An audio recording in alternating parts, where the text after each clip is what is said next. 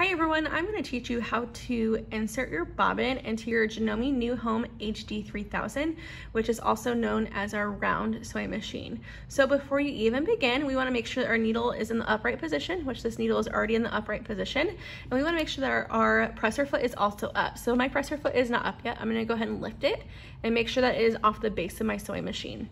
Also, before we begin, we need to take our cover off our bobbin compartment. So in order to do this, you'll notice that there is a button to the right of your machine with an arrow pointing to the right. What we're gonna do is we're gonna put our finger on top of that and pull it to the right. You'll notice that our cover starts to come up.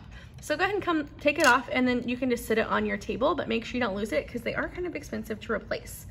Now we gotta figure out how to insert our bobbin into our bobbin compartment. Before we even begin, you will notice that there's an arrow pointing to the left, and that's gonna tell us which way to pull our threads.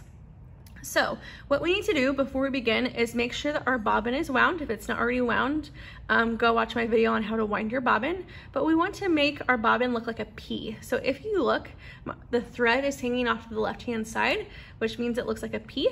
If I were to flip it around, the thread would be hanging off the right-hand side and it looks like a Q, okay? So I'm gonna turn this around to look like a P. And honestly, you just have to place this straight in your bobbin compartment. So I'm just gonna drop it down flat. Now, I know my thread is black, so it may be a little tricky to see, but there is a little groove right here in my bobbin compartment. I am going to take my thread and slide it into that groove. It naturally will slide on its own. So you'll see that it has slid into that groove, and I'm gonna pull it out and to the left. Sometimes I'll put my finger on it and kind of click it into place. Okay, now what we're gonna do before we even begin sewing is we need to pull this bottom thread up to the top of your machine.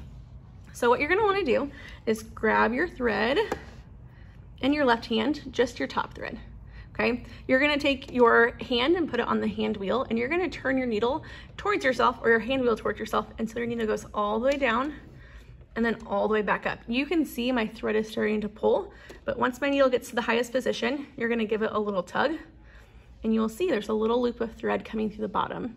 What you're gonna do, take your shears, slide it under your presser foot, and pull that thread out the top. So now you'll notice both my threads are coming out from underneath my needle. There's no thread coming out of my bobbin compartment. You can go ahead and put your cover back on your bobbin compartment. If your thread is stuck down here in your cover, your machine is not going to work correctly. Now, if you remember on the first day of class, or I guess second day of class, talking about sewing guidelines, I talked about how you want to pull your threads under your presser foot and back. So right now my thread is under my presser foot, and you're going to pull it back about 3 to 4 inches. So give it a nice tug and pull it back to the left of your machine, and then you're ready to begin sewing. Good luck.